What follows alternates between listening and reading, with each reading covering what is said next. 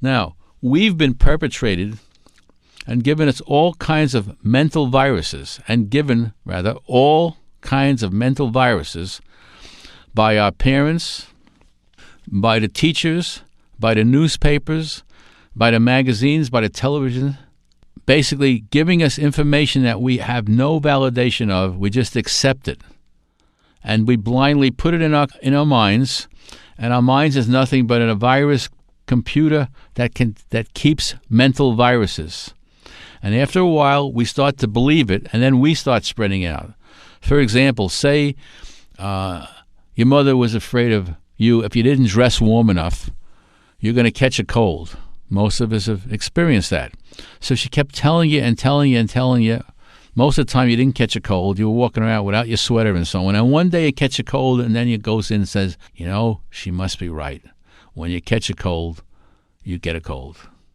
When you get a wind on your throat, you catch a cold. If you're not dressed warmly, you catch a cold. A mental virus has just been spread. And then we go around, and it expands inside, and we keep saying it. Then it happens again and again. And then you know what we do? We go ahead and we tell other people about it. I went out without my coat, and the next thing you know, I got a cold.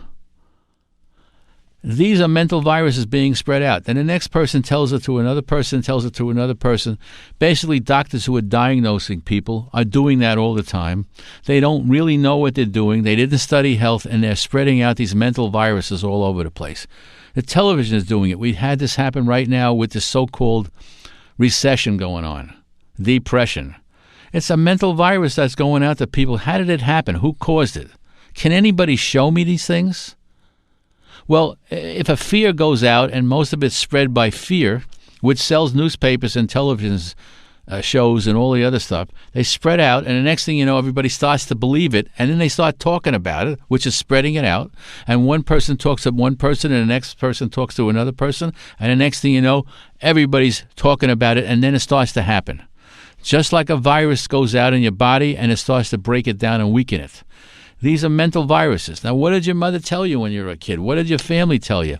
If you grew up with a mentality of a depression, maybe your grandmother was in a depression, and she told you things about money. Money is the root of all evil.